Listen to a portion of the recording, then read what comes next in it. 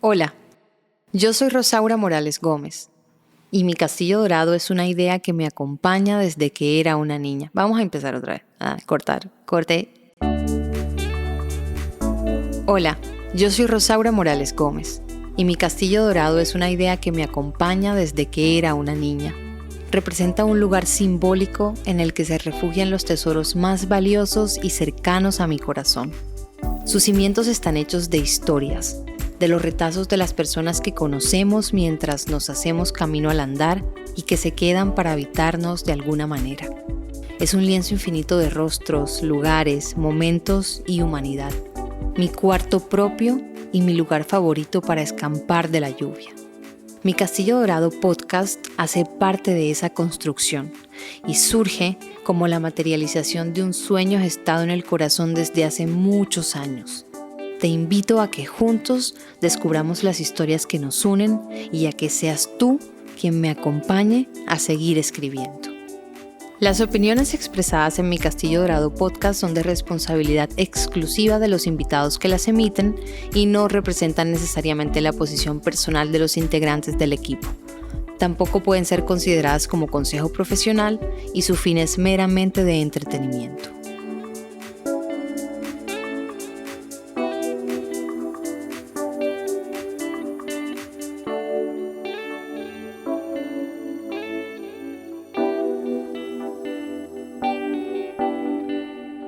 Hola, bienvenidos al cuarto episodio de mi Castillo Dorado podcast.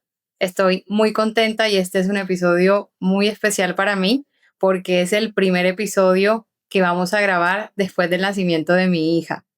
La última vez que me senté en esta silla frente a ustedes, estaba con mi barriga de embarazada esperando que llegara ese regalo a casa y que viniera cargado de toda esa luz que hoy está irradiando mi pequeña. Y me produce mucho orgullo que al lado de la maternidad yo tenga la oportunidad de continuar cultivando este espacio y alimentando este sueño tan importante para mí. Hoy nos acompaña Karen Paternina. Ella es abogada, tiene una especialización en Derecho Administrativo y también una maestría en Derecho. Karen, quiero darte las gracias por acompañarnos en este espacio. Bienvenida a mi Castillo Dorado podcast. Ay, muchas gracias, Rosy. Muy feliz de estar aquí, de estar contigo. Pues por nuestra historia nos conocemos desde el colegio. Después tuve la oportunidad de que me llevaras a darme la inducción en el externado. No estudié allá, pero me mostraste la universidad. Pues conozco la persona que eres y además me encanta estar en este momento tan especial de tu vida porque soy mamá y entiendo perfectamente por lo que estás pasando en este momento del posparto, de adaptarte a esa nueva vida, de esa mujer que ha nacido en ti ahora que eres mamá. Gracias. Ay, a mí me alegra mucho que hayas recibido esta invitación con tanta disposición. Quiero contarte que mi Castillo Dorado podcast y en general mi Castillo Dorado nace precisamente de esa idea de que nosotros no solamente estamos hechos de historias, sino que también somos pedacitos de las personas que vamos conociendo. Son esas personas que nos encontramos en el camino y en vida, que quienes nos dejan partes de ellos y también así nos van engrandeciendo. Y precisamente esa es, creo yo, siento en mi corazón que es una de las bondades que me ha traído este regreso a mi tierra, es reencontrarme, no solamente volver a mirarme a mí desde otra perspectiva ya en la adultez, sino también reencontrarme con personas que he conocido hace muchísimos años y que fueron parte como de esa escena de la infancia de mi vida y volvernos a ver ya desde otro momento de nuestras vidas y mirar atrás y ver cómo hemos crecido y cómo ha marchado todo. Entonces estoy muy complacida de que estés acá y también esas historias me van a alegrar bastante el corazón. Gracias, Rosy. Feliz también de estar aquí, de volver a mi tierra, como tú has llamado el episodio. Y volver a mi tierra es una alegría inmensa, es poderle retornar a este lugar que me vio nacer, que me vio crecer, que me formó, como tú dices, con pedacitos de historia de cada una de las personas que pasan por nuestra vida y en especial aquí en Sincelejo, poderles retornar un poquito de lo que adquirimos, de ese conocimiento que adquirimos por fuera y dar todo por nuestra gente aquí. En mi Castillo Dorado podcast tenemos una dinámica y es que iniciamos con un extracto de un libro que tú hubieras leído en cualquier momento de tu vida y que hubiera resonado especialmente contigo. Y a partir de ahí que nos cuentes un poco quién es la persona detrás de los títulos, porque precisamente de eso se trata. Te he presentado como la profesional y claramente pues es ese recorrido algo que también nos engrandece y que dejamos nuestro sacrificio, nuestro esfuerzo para poder escribir estos títulos al final en una hoja de vida. Pero hoy quiero también especialmente conocerte a ti y que nos presentes ese extracto del libro que has traído para compartirnos. Bueno, yo traje dos.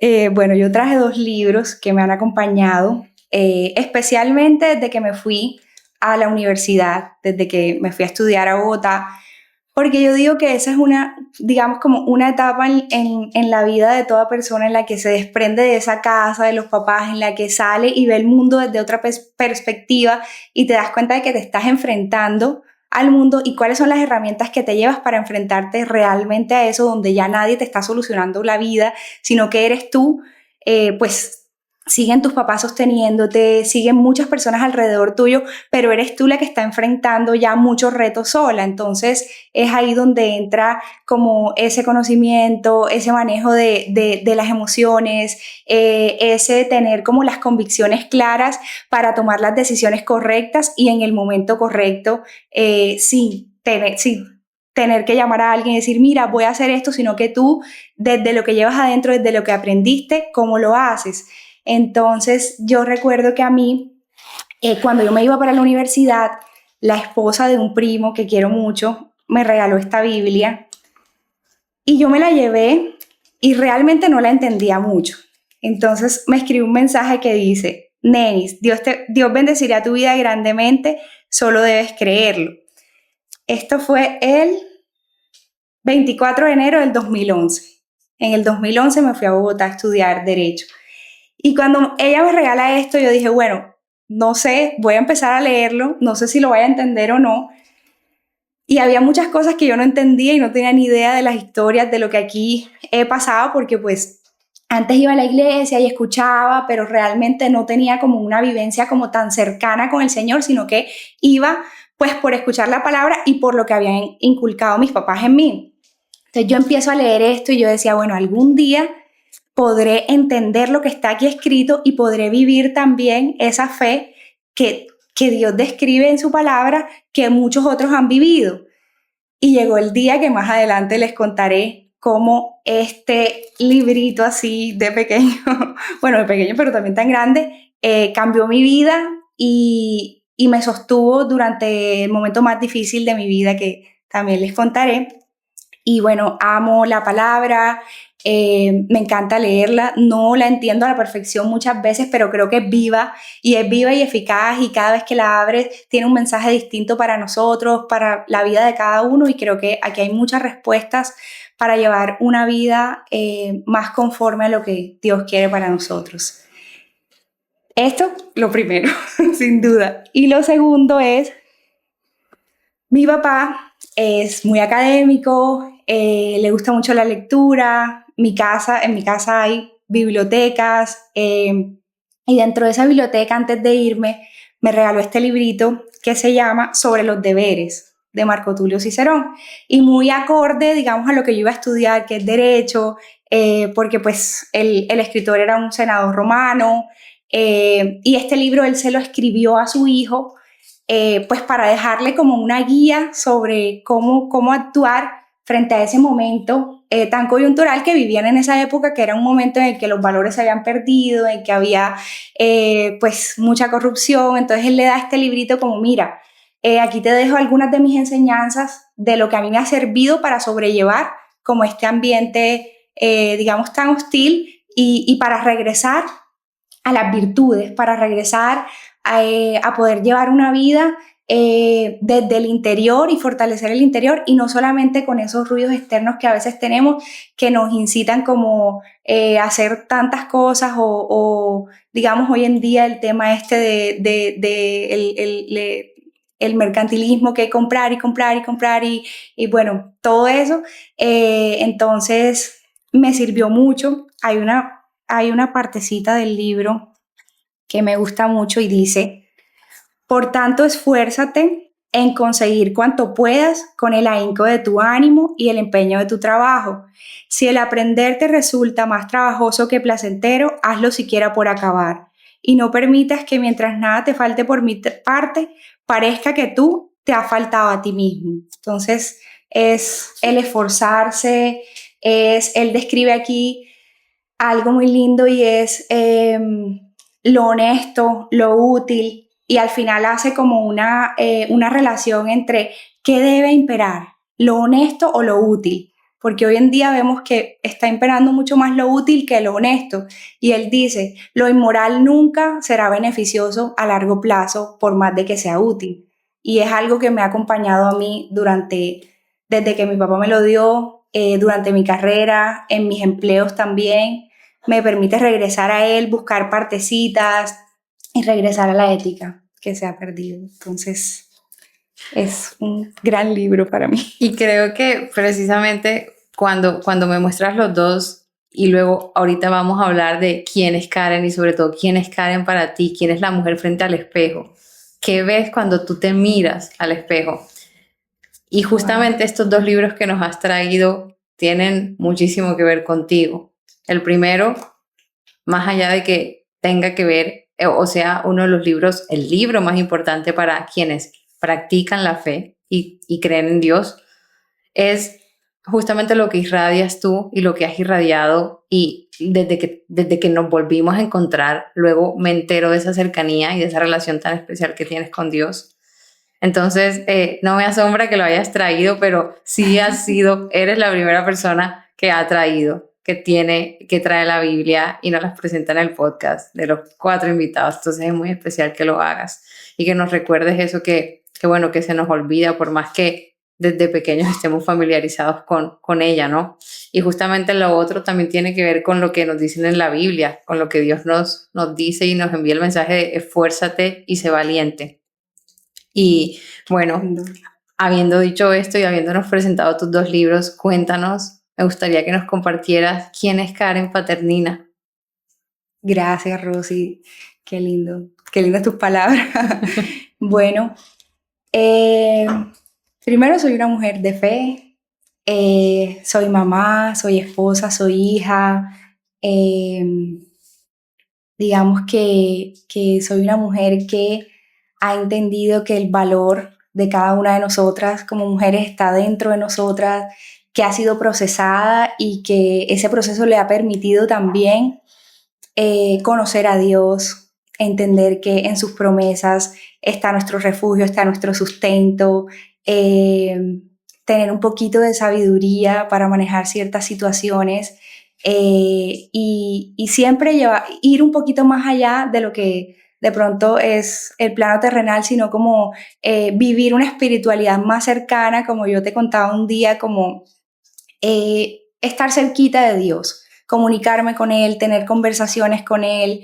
Yo te decía, tú me preguntabas como que cómo está cerca, cómo uno está cerca de Dios o por qué Dios a unas personas le responde más que a otras, etcétera. Yo te decía, es como cuando un papá tiene un hijo, tiene 2 hijos y uno de los hijos todas las tardes va y lo visita y habla con él y se comunica y le cuenta sus historias, y el otro hijo no lo hace. Pues ama a los dos porque son sus hijos, pero de pronto va a tener una relación o una comunicación o algo más cercano con el hijo con el que está todos los días. Entonces, bueno, eso yo toda la gloria, toda la honra es para Dios. Y después de él, ahí sí viene la mamá, la trabajadora, la mujer, la esposa, la hija, y que Dios me ha permitido también en este momento estar en un trabajo que me apasiona, que amo, que tiene mucho que ver con el don de servicio, con lo que yo siempre había querido, porque estudié Derecho y también amo el Derecho, pero en este momento trabajo digamos, en algo más relacionado con estar cerca de la gente y sobre todo con estar con personas con poblaciones vulnerables, que eso me llena mucho la vida, o sea, me hace demasiado feliz poder estar con ellos, poder llevarles una palabra de aliento, aún en medio de todas esas dificultades que viven. Me gustaría que volviéramos un poco al momento en el que te vas a estudiar. y sabemos que a pesar de que tengamos ciertos privilegios en el lugar en el que crecimos y que nuestros papás hubieran trabajado duro para garantizarnos a nosotros cuanto menos una buena educación, una educación de calidad con muchos esfuerzos, quiero que nos cuentes si esa relación con Dios que ha quedado de manifiesto, tienes una relación bastante cercana con Dios y luego vamos a profundizar en ello, siempre fue así y si siempre estuvo presente esa cercanía con Dios en la época escolar, especialmente en la época universitaria en la que son muchísimos los desafíos, también las batallas personales porque estamos en una etapa de transición de la adolescencia a la adultez y eso tiene también muchos retos inherentes. Y luego enfrentarse a una ciudad grande después de haber vivido y nacido en un lugar como estos, que nos representa de repente tanto caos, tantas complicaciones, tantos afanes diarios. Sí estuvo Dios presente desde siempre con la misma intensidad con la que actualmente está en tu vida, o fue una relación que fue desarrollándose, y cuándo fue la primera vez que sentiste esa cercanía particular y cómo te diste cuenta. Bueno, cuéntanos un poco sobre esos dos aspectos. Ok, bueno, yo creo que Él siempre ha estado, Él siempre está con nosotros.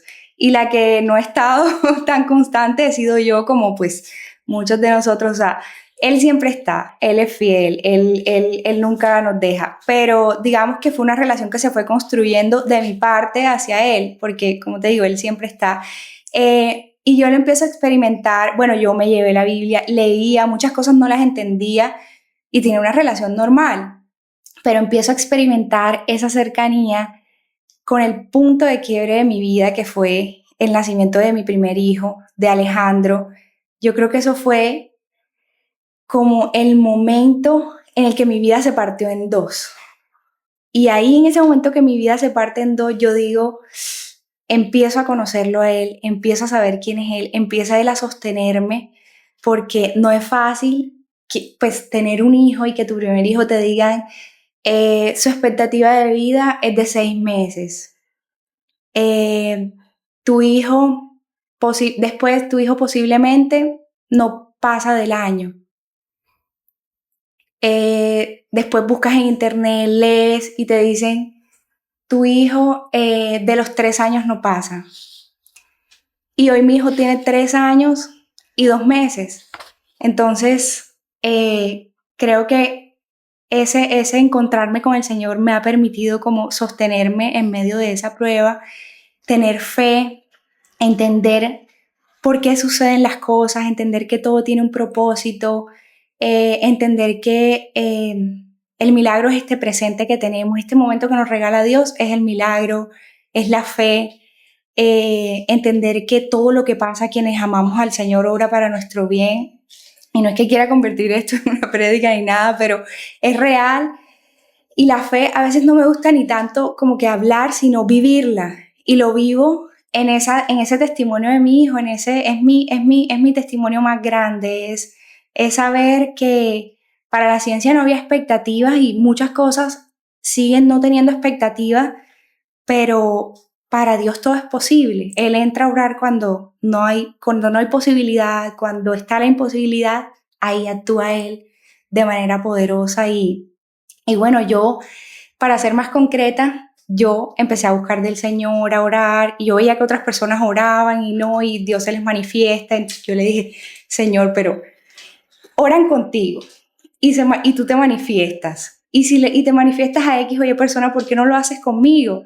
Entonces empecé a orar durante el proceso de Alejo y me di cuenta que Él se manifiesta por gracia y no porque lo pidamos, sino porque Él quiere. O sea, a quien escoge Dios, lo escoge ya, y al que le llega el momento le llega, y le llega cuando le llega. Entonces empecé a entrar en intimidad con Él, empecé a orar, me arrodillaba, le preguntaba, hablaba con Él como si fuera mi amigo. Oye, ¿por qué? O sea, ¿por qué a mí? Si yo miro mi círculo y todo el mundo, ninguno tiene un hijo que tiene una condición así. O sea, puede que tengan una discapacidad, pero una condición que solamente hay 100 personas en el mundo con la enfermedad que tiene mi hijo. Y ayer un neurólogo me dijo, estás equivocada, solamente hay 50.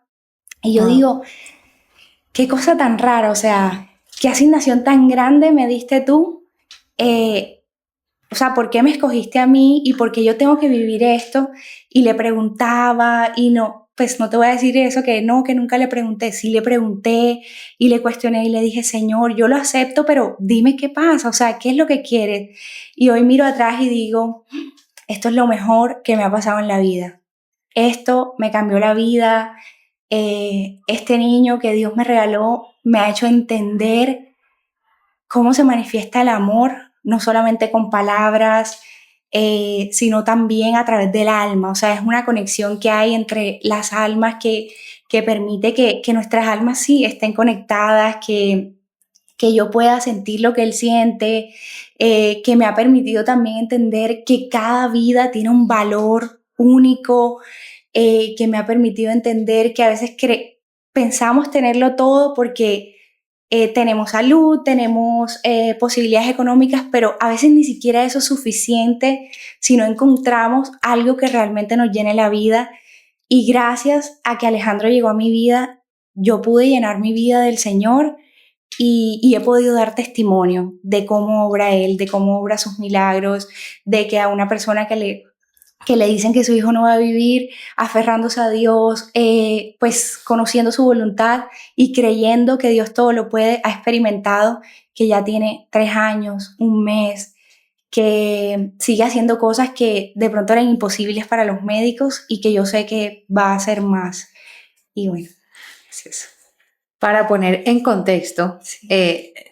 Estas historias que nos estás relatando y especialmente aquella que tiene que ver con la condición de tu hijo, me gustaría contar que gracias a estas pantallitas del celular y a las redes sociales que también pues, nos suelen desconectar, pero también nos acercan a historias de personas que no comparten nuestra misma geografía y de aquellas que en tu caso, bueno, nos hemos conocido, crecimos en el mismo lugar, pero la vida nos llevó por caminos diferentes y nos desconectamos la una de la otra y era poco lo que sabíamos de nuestra vida. Y vuelvo a saber de ti de una manera más íntima y más personal con el video que publicaste en tus redes sociales, en el que precisamente dabas testimonio de, de fe y dabas testimonio de la situación concreta de tu hijo Alejandro. Alejandro fue diagnosticado desde el momento de su nacimiento. A los 2 meses. Ok, a los 2 meses con el síndrome de Galloway-Mowat. Y tú me diste la tarea de buscar al respecto, especialmente sobre temas de probabilidades de vida. Y cuando yo estaba buscando sobre esta enfermedad, la primera definición que me apareció es que es un síndrome extremadamente raro y altamente mortal, que además, bueno, tiene episodios, digamos que los síntomas en la salud de quienes padecen este síndrome son bastante, pueden llegar a ser muy choqueantes, como problemas respiratorios, convulsiones, tiene una afectación bastante alta de los riñones, el sistema nervioso central, bueno, muchos problemas a nivel cerebral, motriz, y también leí algo que me pareció bastante particular y me surge una duda luego de leer esto y es aquello relacionado con la genética, ¿no? Que para que una persona sea diagnosticada con esta enfermedad, los padres deben ambos haber tenido un gen que luego se comparte al hijo. Es decir, que no solamente puede uno de los padres, y aquí ya estoy entrando en terrenos médicos sobre los que la verdad no tengo ninguna experticia ni un conocimiento mayor al que alcanzo a interpretar luego de leer esta definición de la enfermedad. Y entonces, extremadamente raro, síntomas graves, convulsiones, genética. Además de asombrarme, obviamente me llevaron a preguntarme por la culpabilidad. Fue lo primero que me surge, no se siente uno culpable. ¿Cómo fue, digamos, tu reacción cuando te explican los alcances de esta enfermedad y como los antecedentes? Y obviamente aquí nos cuentas una manifestación muchísimo más grande de tu fe para poder sobrellevarlo. Claro que sí. Bueno, me da un poquito de miedo explicar eso porque tengo a los neurólogos de Alejandro en redes y en todos los medios, entonces, pero bueno, me disculpan si me equivoco. El papá tiene un gen recesivo, es portador recesivo, y yo también tengo un gen, entonces digamos que ayer el neurólogo me decía, puede que hayan como 5 personas en Colombia que tengan el mismo gen y se encontraron ustedes dos, pero así son los propósitos de Dios. Cuando Dios quiere algo, mueve el mundo y hace maravillas. Y nos encontramos y tuvimos a nuestro bebé y nos hicimos todos los controles y todo estaba, o sea, porque me gusta decir esto porque de pronto hay gente que me ha preguntado, ay, pero es que no te hiciste esto. Me hice todo. De hecho, Alejandro nació en la Santa Fe, que es una de las mejores clínicas de Colombia y de Latinoamérica, o sea, no es como que hubo como negligencia, o sea, no. Las cosas cuando van a pasar, pasan, porque ahí está, esa es la palabra. En Romanos 8:28, todo lo que pasa a quienes amamos a Cristo obra para nuestro bien.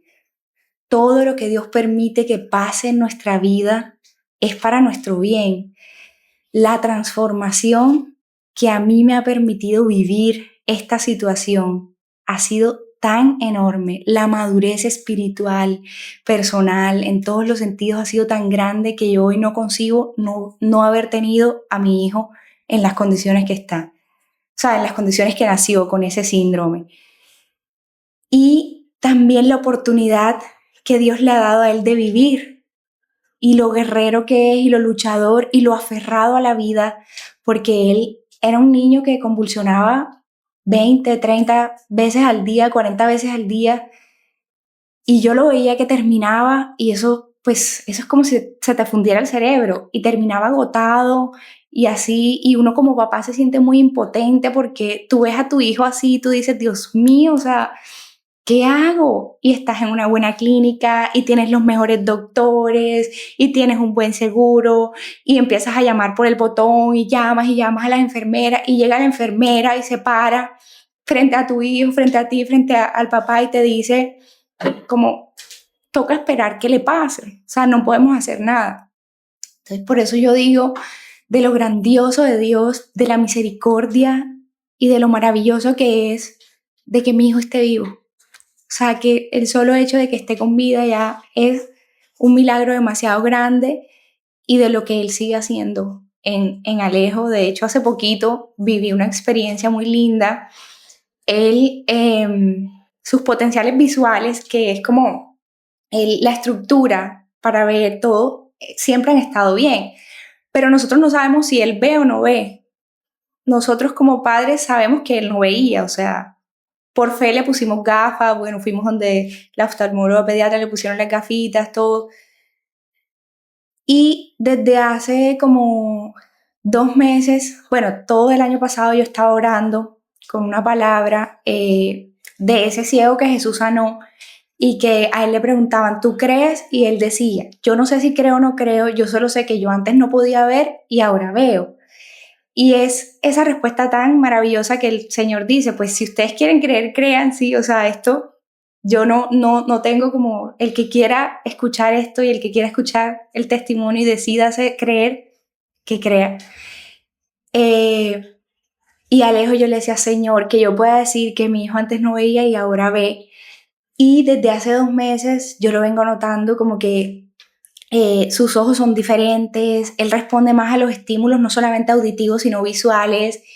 Y hace más o menos como 1 o 2 semanas me he dado cuenta de lo conectado que está y me acerco a él y me pongo y veo que él está viendo más, o sea, él está ya como teniendo más reflejo y siento que es un milagro muy grande y es eso, el declarar la palabra. No sé si creo o no creo, pero sé que Alejandro no veía y ahora ve. ¿En qué porcentaje? No sé, pero sé que él ve.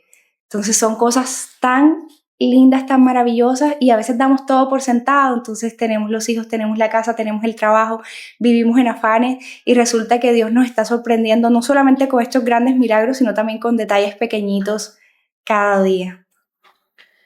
Yo soy una persona que tiene una sensibilidad especial ante la vida. Yo he dicho siempre, desde que puedo recordar, que mis ojos son como dos lupas, son capaces de verlo todo a un tamaño muchísimo más grande, la alegría, la tristeza, y soy bastante sensible ante la vida. Sin embargo, desde que llega paz a mi vida, además de tantas enseñanzas que me va dejando y que vamos cultivando en compañía, mientras se desarrolla esta tarea de ser mamá, una de ellas muy importante ha sido que no importa cuál sea el grado de empatía que podamos tener hacia los demás, hacia las historias de vida de los demás y si somos personas sensibles o no, yo creo que nunca vamos a ser capaces de entender a ciencia cierta y a cabalidad lo que nos duele un hijo, sino hasta que somos madres o hasta que se es padre. Bueno, desde mi piel de mujer y de madre, he comprendido desde que soy mamá, hace muy poco tiempo y con 33 años me convertí en mamá primeriza, que, que los hijos duelen mucho, pero que no lo podría haber comprendido antes. Esta historia no hubiera tenido el mismo significado antes de paz. Y ahora, y claro, cuando pudimos y tuvimos la oportunidad de conversar al respecto por primera vez, algunos detalles que ya me habías compartido en privado, para mí igual fue bastante emotivo tu relato y tu vivencia. Y tuve la capacidad de ponerme en tus zapatos porque soy muy sensible, pero no con los matices sí, con los que puedo hacerlo ahora, con los zapatos de mamá, con la piel de mamá, con el corazón de mamá. Y esto me lleva entonces a pensar en un tema muy importante que es la red de apoyo y también esas personas que cuidan y sostienen la vida de los demás.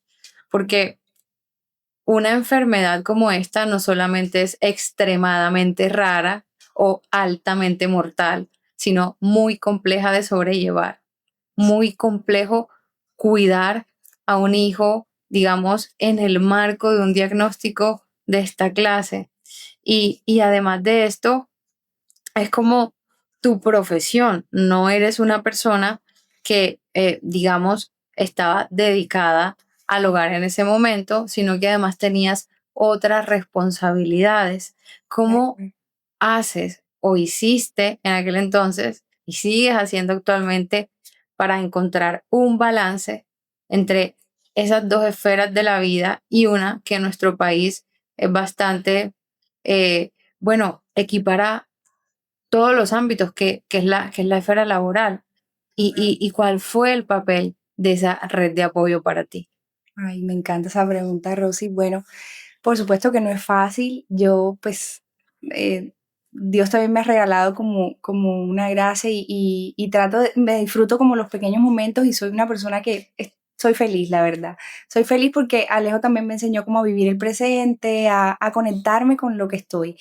Pero nada, no es fácil, pero nada que sea fácil o nada que no tenga esfuerzo tiene un resultado como tan meritorio. Entonces yo digo que hasta en la maternidad de pronto Dios me retó y me retó bastante y he aprendido muchas cosas que nunca pensé. He aprendido, bueno, del diagnóstico, he leído temas médicos, neurológicos. Me encanta ahora, me apasiona todo eso, el tema de la neurodiversidad, de saber que cada persona es única y que cada persona, lo repito siempre, tiene un valor. Y es tan único, por ejemplo, me enseñó Dios que somos tan únicos que me mandó un niño que solamente hay 50 en el mundo, o sea, como diciendo, te recuerdo que cada quien tiene algo especial, tal vez para que yo vea en los otros ese algo especial que los otros tienen y que por eso también me permite hoy trabajar con ese tipo de poblaciones vulnerables.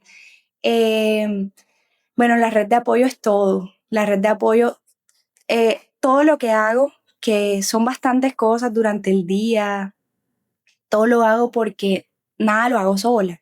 Siempre estoy como acompañada, tengo personas que me ayudan, tengo personas que me ayudan con el cuidado de mis hijos, la fisioterapeuta de mi hijo, que Paula, que ella es muy especial, se ha convertido como en parte de la familia porque se ha apropiado del proceso de Alejo.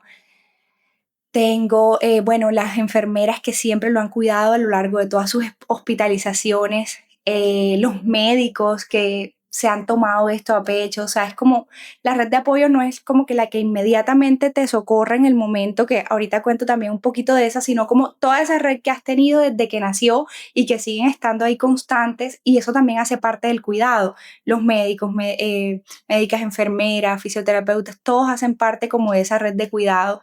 Y mi red de apoyo es mi mamá, mi papá. Ellos me han sostenido durante este momento. Mi mamá es como la segunda mamá de Alejandro. Ella hace todo por mi hijo. Yo trabajo gracias a que quedo tranquila que mis hijos, a pesar de que están con unas personas que los cuidan, también mi mamá está al tanto de ellos.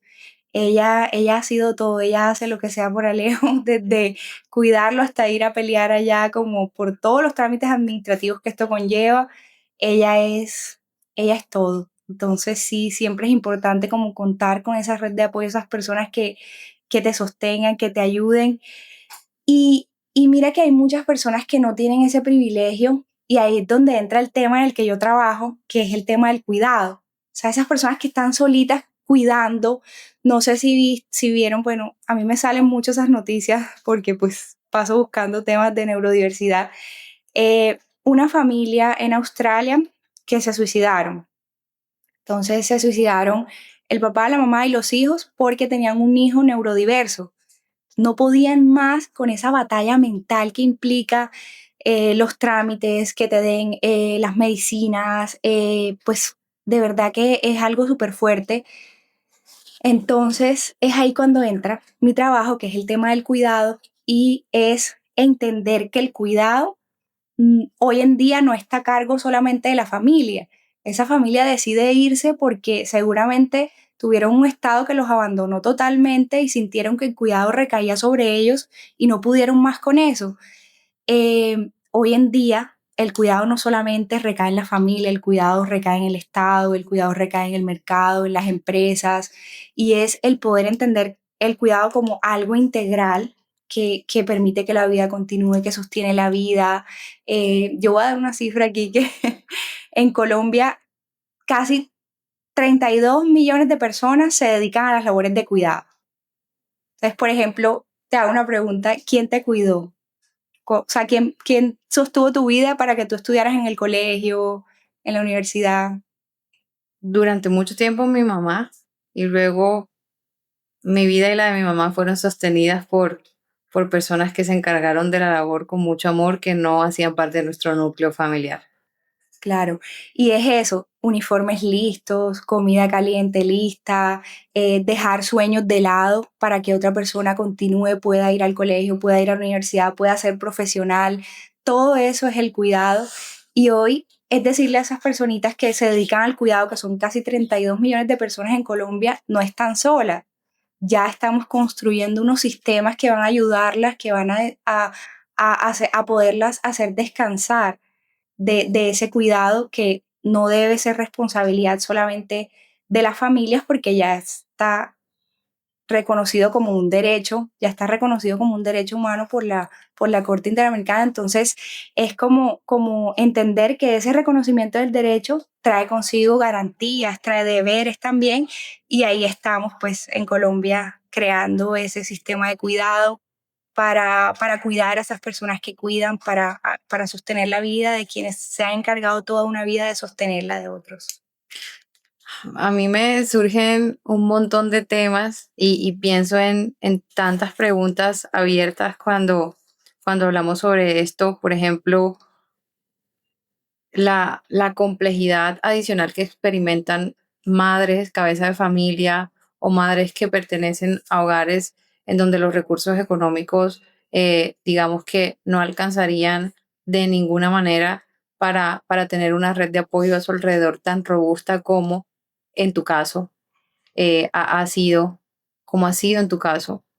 Por otro lado, en el reto al que también se enfrentan las parejas, los matrimonios, y pienso al respecto, por ejemplo, en si alguna vez no fue un detonante de alguna crisis con tu esposo, porque hoy en día tu fe te alcanza y es suficiente y sobra para poder mirar hacia atrás y hablar de esta situación incluso como una bendición, por más que en aquel momento el peso de la realidad hubiera sido bastante fuerte.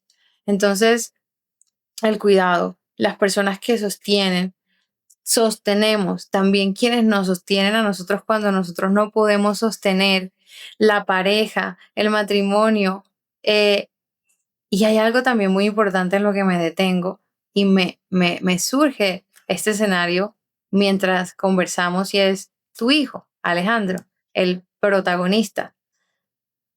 Cuando piensas en Alejandro hacia el futuro y en las oportunidades de Alejandro, ¿cuál es el panorama?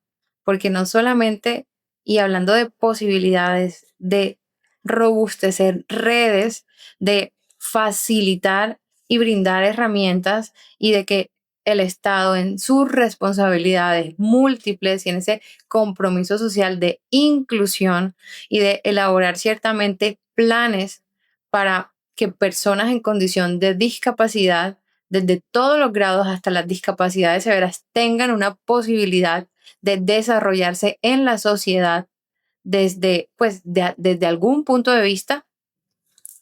También pienso en él, en el pequeño Alejandro, en la posibilidad que Alejandro tenga en un futuro de desarrollarse. Sí es compatible esa posibilidad con este programa, este proyecto todavía en borrador y que se enfrenta a innumerables retos debido a la realidad social de nuestro país, que Alejandro pueda desarrollarse en nuestro país en un futuro.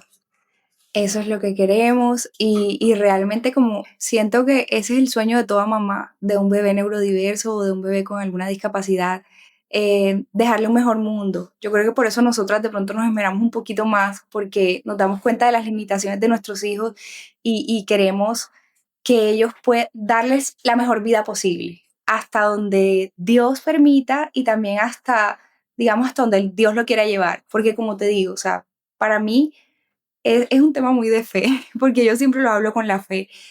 Hay un diagnóstico, hay algo escrito, pero hay una palabra de Dios sobre mi vida y sobre la vida de mi hijo. Y estoy creyendo sobre esa palabra. Entonces, digamos, estoy dándole la mejor vida posible y las oportunidades que puedo darle sobre lo terrenal, pero sobre lo espiritual hay promesas que estoy segura que Él va a cumplir. Y me arriesgo a decirlos pues, porque tengo la autorización de decirlo con, pues, digamos, doblar rodillas, entrar en intimidad con Dios y es eso. Y respecto ya, digamos, como un tema más concreto de ayudar a estas personas con discapacidad, es como crear un mundo, no para ellos especialmente, sino un mundo en el que, tú sabes una palabra que a mí me encanta, inclusión, en el que ellos puedan sentirse incluidos, en el que ellos puedan desarrollarse tal como cualquier otra persona, pues con las limitaciones sí, que sabemos que tienen, pero sí, y eso va en todos los aspectos, infraestructura, escenarios de salud, deportivos, en la educación, etcétera, etcétera. Entonces la infraestructura que tengan acceso, en los escenarios deportivos, pues yo creo que eso, tenemos bastantes avances en Colombia respecto a eso. En la educación también, permitir que los niños neurodiversos pues estudien, ya eso está permitido, estudien en un colegio, y que también instruir a los profesores sobre la diferenciación pues, que ellos tienen, pero que no debe ser causa de exclusión dentro de esas aulas de clase. Bueno, todo el tema de cuidado, y para mí lo más importante, que es en lo que yo estoy centrada, es cuidar a quien cuida. ¿sí? Digamos que más que en la persona que está siendo cuidada, que también requiere de mucho y una base súper sólida para que el cuidador descanse un poco de todos los trámites administrativos que le toca, de todas las luchas que a diario vive, es cuidar a esa persona que cuida. Entonces, cuidarle su salud mental. ¿Por qué? Porque lo he experimentado. Es durísimo a veces, es durísimo enfrentarse al sistema, es durísimo que, pues, luchar por el tema de los medicamentos, el tema de que lo veo un neurólogo, que lo veo el otro, que necesito tal posibilidad. Bueno, eh, entonces darle como esa salud mental y esa estabilidad al cuidador es importantísimo para evitar el desgaste del cuidador, porque si el cuidador se desgasta, ¿quién cuida a esa persona que requiere cuidado? Entonces nos enfocamos a eso y un ejemplo como concreto que quiero darte es, no sé si has escuchado de las manzanas del cuidado en Bogotá. No. Entonces las manzanas del cuidado son lugares donde las mamitas van, pueden dejar al bebé en un gimnasio donde hay fisioterapeutas, donde hay personas que también los instruyen, profes y demás. Ellas reciben ayuda psicosocial, pueden recibir una clase de rumbaterapia, de yoga también, les dan formaciones más extendidas, las ayudan con temas de empleabilidad, etcétera. Y es un lugar de descanso para ellas porque puede parecer sencillo para una persona que no cuida, porque tiene todo el tiempo libre para dedicarlo a lo que quiera o a sí mismo, pero un cuidador no tiene chance de despegarse de la persona que está cuidando. Tal vez yo sí tengo las posibilidades porque tengo red de apoyo, como te decía, pero hay gente que cuida 24/7. Hace poquito conocí a una señora que ella cuida a su bebé, tiene una parálisis cerebral infantil severa y su bebé, pues ella no tiene ningún espacio para ella, o sea, es cuidado 24/7 y aparte su esposo tiene Parkinson, entonces es como decir, ¿qué vamos a hacer por ella? Siquiera permitirle, darle un espacio donde ella pueda venir como esas manzanas del cuidado, algo así es lo que queremos hacer, ella pueda venir, ella pueda desconectarse un poco, de hecho allá por ejemplo tienen lavanderías, entonces esas mamás en Bogotá se ahorran 6, 8 horas mientras lavan y mientras van haciendo otras actividades. Es eso, es poder descargar un poquito al cuidador para que retome fuerzas y pueda continuar, porque resulta que, como te decía, nosotros sí tenemos posibilidad. Yo un momento me siento agobiada y dejo a mis hijos con mi red de apoyo. Y ya vengo y voy y camino y voy y me leo un librito o veo televisión o hablo con alguien, con una persona cercana o me pongo a orar. Pero es que estas personas no tienen la posibilidad de alejarse del cuidado ni un momento. Entonces es lo que desgasta su salud y en lo que tenemos que enfocarnos en ellos. Y yo creo que la mayoría de personas en nuestro país quizá no tendrían este tipo de posibilidades. Así es. Sin embargo, también creo que hay algo que es independiente de cualquier posición social o de estar, digamos, en una posición privilegiada económicamente hablando, y es la fortaleza y la entereza con la que se afrontan las dificultades. Yo creo que no sé realmente cómo habría sido en mi caso si escucho a mi hija toser hoy en día y me preocupo, si veo que de repente tiene un poquito más de brotes y me alarmo y pienso si de repente mi leche materna estará haciéndole daño, y eso fue un motivo de mi preocupación al principio cuando la tuve porque se brotaba. Entonces, ciertamente no todas las personas tienen esa entereza, y esa entereza sí que es propia del alma y del espíritu. Ahora, también pienso que hace poco, y para aquellas personas que de verdad, tantas personas en nuestro país que están en una posición de desventaja, y eso a mí me pone muy triste, y de verdad que sí, escuchar tu historia de por sí me genera mucha sensibilidad por todos los elementos tan complejos que hacen parte de ella, y de lucha y de desafíos, de humanidad. Pensarla en otro escenario, no sé, no alcanzo a dimensionar todos los retos a los que tendría que enfrentarse una persona, no solo por este síndrome, que es raro. Hay tantas otras enfermedades huérfanas, tantas otras enfermedades o diagnósticos tan difíciles. Y pienso entonces en algunas de las palabras que le decía a mi esposo hace unos días cuando veía a Paz. y tiene que ver con mirar a mi alrededor y saberme rodeada de muchas cosas bonitas y sentirme muy afortunada por ese paisaje que me rodea, comenzando desde mi casa y extendiéndose luego a esa red de apoyo, a todos esos elementos inmateriales que integran mi vida y la llenan de luz.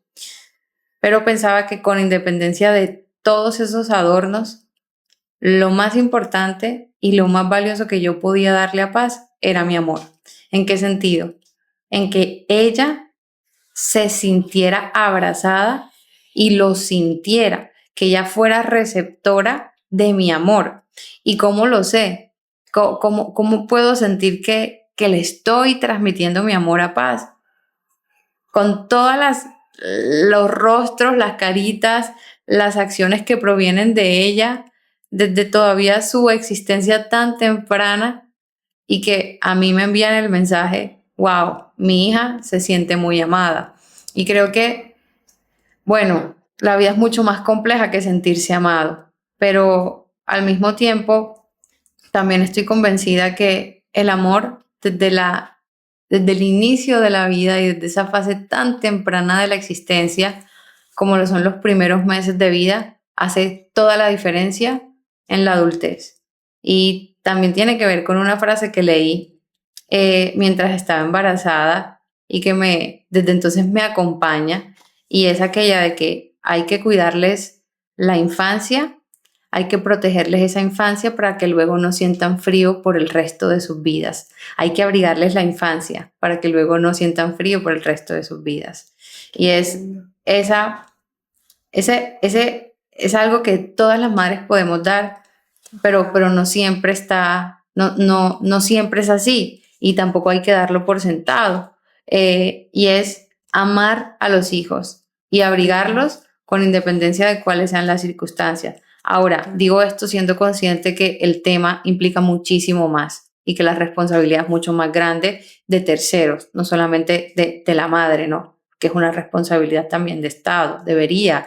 Esperamos que algún día ese escenario sea diferente. Total. Mira que has dicho algo súper bonito y es amar a los hijos independientemente de cualquier cosa. Es eso. O sea, es mi hijo. Tiene X, tiene Y, es mi hijo. Y así me decía uno de los neurólogos de Alejo, que yo quiero muchísimo. Es tu hijo. Es tu hijo así con el Galloway, con no Galloway. Y eso es lo que uno dice, ay, pero ella de pronto tiene más capacidad de amar. No, o sea, simplemente es nuestro hijo, es mi hijo y lo amo porque es mi hijo. Me gustó mucho eso que dijiste, y también decirte que no siempre ha sido así. Hay momentos en los que me he quebrantado y me he quebrado totalmente y he dicho, uff, yo de esta ni salgo. Por eso me lucho tanto por los cuidadores, porque yo sé las luchas o sea, lo que enfrentamos y que digo, no, yo me parto, o sea, en 1000 pedazos estuve, y porque estuve así y porque estuve por el suelo, porque no voy a decir que siempre fui la más fuerte, fue que pude experimentar ese amor de Dios, porque hay una palabra que dice, bástate en mi gracia, mi poder se perfecciona en tu debilidad. O sea, que cuanto más débiles creemos que somos, más fuertes somos en Él, porque si estamos más débiles, más podemos experimentar el poder de Él. Entonces, cuando estuve más débil por el piso, que pensaba que no había posibilidades para el niño, que pensaba que yo no iba a poder afrontar eso, fue cuando más sentí el poder ese sobrenatural del actuar de Dios. Entonces, sí, es algo muy lindo. Y mira que todas las mamitas que conozco ahorita, por trabajar en el tema del cuidado y que tienen un bebé neurodiverso con alguna discapacidad, siempre les pregunto, hablo con ellas, bueno, ¿y usted cómo está, señora, doña?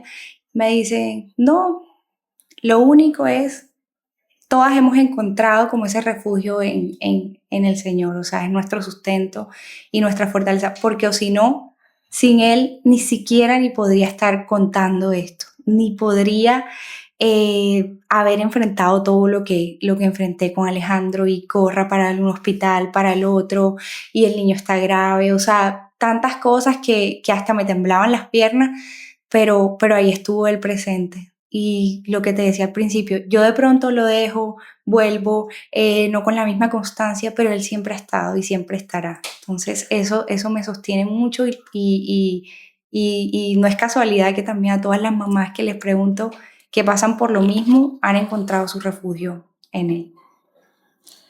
Bueno, te fuiste a Bogotá en 2011, regresaste a Sincelejo en 2023.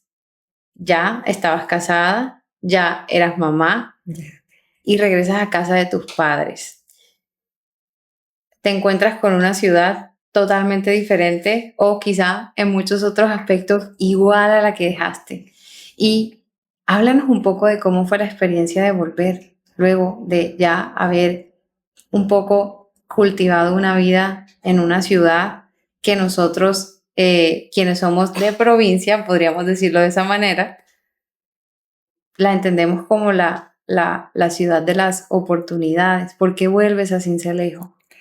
Bueno, yo me fui, pero yo sabía, yo no sé, dentro de mi corazón que yo algún día iba a volver, porque yo siempre quise, o sea, siempre como que he tenido ese don de servicio, no sé, como esas ganas de ayudar a los demás, de servir, y también va muy de la mano de lo que me enseñaron mis papás. Entonces mi papá también es una persona que está muy al servicio de los otros, mi mamá también, mi mamá es enfermera, siempre al servicio, siempre dando todo por los demás. Yo me acuerdo que mi mamá se iba al hospital y a veces llegaba descalza y yo, mami, tus zapatos, no, se los regalé a una persona que vi que pasé y se los dejé. Entonces yo a veces me iba y llegaba y ya no encontraba ropa en el closet. Y era mi mamá que había regalado todo a quien ella pensaba que, pues, a quien lo necesitaba. Entonces eso lo vi mucho en mi casa y entonces siempre me frustré por porque crecí como que me inculcaron mucho que no había como diferencia por tener un poquito más de dinero o por tener menos, ¿sí? Entonces yo decía, pero Dios mío, en mi casa hay piscina y de pronto la hija de la señora que viene a jugar, que trabaja en mi casa, que viene a jugar conmigo, ella decía, ay, yo no tengo piscina, no sé qué. Yo decía, esto me impacta mucho, o sea, ¿por qué yo vivo en esta casa así y por qué los demás no? Entonces eso siempre desde chiquita, desde niña, yo recuerdo que me confrontaba. Yo siempre quise volver a eso, quise volver a servir, a ayudarle a la gente a superar un poco eso. Y ahora que volví me doy cuenta que también es súper importantísimo trabajar en el ser. Y más con todo lo que he vivido, entonces no solamente el hacer, el tener, sino también el ser y en cómo cambiarle a la gente el pensamiento limitado de que puede llegar hasta ahí, sino que puede dar más, puede estudiar, puede salir adelante, pero por supuesto también hay que trabajar, los que estamos trabajando en lo público, en crear esas oportunidades. Entonces, decidí volver por eso, porque siempre quise trabajar por mi tierra, amo haber nacido aquí, la cultura, la gente tan pujante, tan ingeniosa, tan capaz. Yo trabajé 8 años en Bogotá y llevo 2 aquí.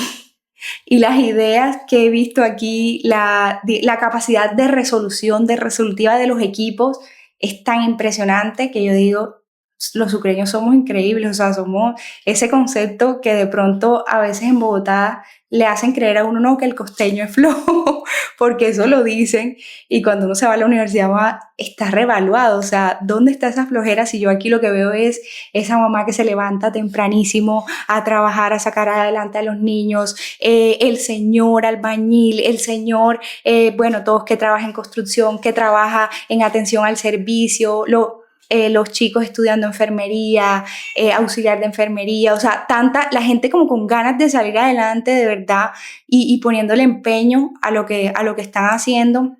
Y eso es lo que me frustraba, que yo decía, Dios mío, debe haber oportunidad, debe haber alguna forma y por eso estoy aquí. Obviamente no todo está resuelto, trabajo en lo público, quiero seguir dando lo mejor, pienso mucho en eso, en las mujeres, porque también además las mujeres hemos llevado una carga adicional a que, o sea, los hombres también excelente todo, pero adicional a la de los hombres, o sea, hemos llevado más del doble realizamos más del doble del trabajo, entonces por la carga mental, entonces pienso en ellas y trabajo también en eso, en empoderarlas, pero empoderarlas no quiere decir eso de vamos a salir a gritar, no, empoderarlas es darles la oportunidad de ellas poder crecer crecer en su ser, crecer en su hacer y crecer en su tener y que salgan adelante con sus familias. Entonces, estoy feliz de volver a Sincelejo, de trabajar en lo que trabajo y dando lo mejor de mí por la gente.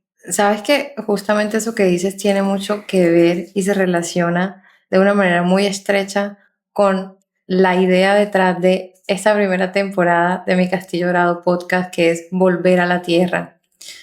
Yo, a diferencia de ti, con el mismo deseo de servir y además habiéndole dejado a Dios mi profesión, que soy totalmente, digamos, consciente que gracias a Él la tengo y Él es quien me ha regalado mi profesión, no tenía planeado volver. Fue una decisión que Él tomó por mí y hoy entiendo, después de muchas preguntas que estuvieron abiertas durante algún tiempo de mi vida, por qué estoy aquí. Se relaciona porque volver a la tierra me ha hecho darme cuenta que quienes engrandecen este lugar son las personas que hacen parte de este lugar. Somos el engranaje, las piezas del rompecabezas. A veces nos faltan planes que ensanchen el espíritu, que echo de menos, digamos, la posibilidad de caminar por un andén, de montar bicicleta y ver un paisaje majestuoso como en la Selva Negra alemana, de hacer un picnic en el lago, de simplemente caminar y deambular con un paisaje ameno y agradable y perderme en él. Y eso, digamos que es de las cosas que más me ha hecho falta desde que regresé de Europa. Y entonces, a propósito de eso, pensando qué hace grande este lugar, claro, me detengo y es su gente, pero no solamente por ese dicho que, bueno, que por más de que sea cierto, a veces suena cliché de que, bueno, sí, las personas son, Colombia es un país de, ¿cuál es el activo principal de Colombia? La gente, sí, nosotros sabemos que somos un país buena gente, eso es cierto, pero más allá de eso, apostarle al regreso cuando se ha ido a educar por fuera, cuando se han hecho sacrificios para acceder a la educación de calidad considerables, digamos que, y apostarle a este lugar en donde las oportunidades son muy contadas, un lugar en el que hace falta que la industria se siga desarrollando. Entonces, me pregunto, Karen, en tu caso, ¿cuál ha sido el reto más grande que has identificado al volver? Sí, digamos que eso que tú contabas, llegar y ver que muchas cosas no han cambiado, o sea, ver que sí hay avance, pero que uno quiere más y que uno quiere que hayan como más oportunidades, que uno quiere que los jóvenes tengan como más acceso, que las mujeres. Entonces, creo que somos esa generación que está aquí como para darle un giro a las cosas y es una responsabilidad, un reto para nosotros, que tuvimos la posibilidad de salir, de ver el mundo, de ver cómo funciona afuera todo y de traer eso, un poquito de lo que vimos para acá sin perder nuestra autenticidad, sino más bien como resaltando la autenticidad de acá y con eso tomar y ayudar, impulsar a los jóvenes. Ahorita pues en mi trabajo se está haciendo mucho, pero son innumerables las necesidades, entonces sí, hay mucho por hacer. ¿Qué crees tú que sería aquello o esos regalos que te ha traído volver a tu tierra? Yo siento que me volví a conectar conmigo, con mis raíces, con todo lo que soy, o sea, volví a mi centro.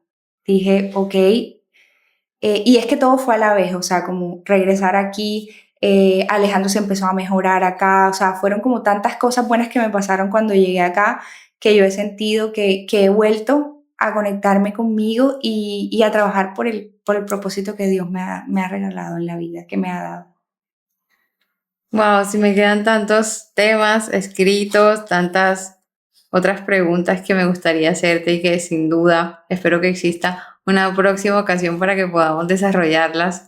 Gracias, Rosy. Quiero compartirte también que, bueno, volver a la tierra en mi caso ha significado algo muy importante y es echarle abono a este sueño que me ha acompañado desde que yo era una niña y que yo he nombrado, bautizado como mi castillo dorado, y que hace referencia a una idea, a un lugar imaginario en el que yo me siento segura y en el que puedo ser yo sin máscaras ni disfraces, y en el que inicialmente habitaban mis letras, la poesía, los cuentos cortos y toda esa destreza que yo también considero que es un talento y un regalo que me ha dado Dios, y que siempre ha habitado en mi corazón.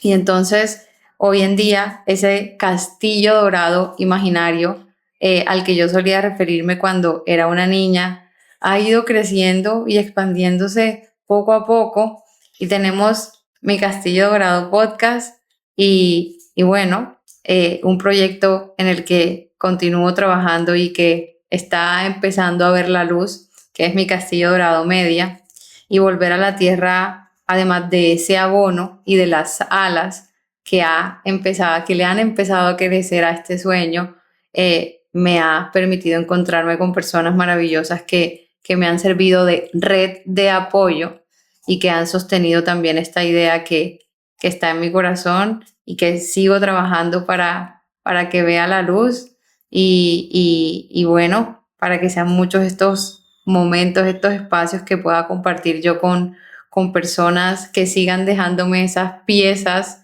esas voces, y que sigan engrandeciendo mi alma, porque de hecho también esa es una de las cosas que en ocasiones echo de menos, las historias de los demás que me forman a mí y que me hacen ser mejor. Qué lindo, Rosy. No, definitivamente un sueño muy lindo. Cuando dices la palabra mi castillo dorado, yo pienso como algo tan mágico, tan hermoso, que yo sé que va a ser un proyecto muy grande y que el mundo necesita escuchar a mi castillo dorado, a Rosaura Morales, y estoy segura que va a ser no solamente aquí en Sincelejo, sino también de gran ayuda para muchas personas. Qué chévere que hayas decidido empezar tu proyecto, de verdad, y gracias por invitarme, me siento muy feliz, estuve feliz aquí con todos. Bueno, este es un sueño todavía en construcción, y continúen escuchando mi Castillo Dorado mientras los detalles y la magia siguen llegando. Muchas gracias a ustedes por escucharnos y gracias al equipo que está detrás de cámaras por toda su energía y disposición. ¡Chao! Gracias por haberme acompañado en mi Castillo Dorado podcast, un espacio lleno de historias que contar y letras que se van hilando. Nos escuchamos en el próximo episodio.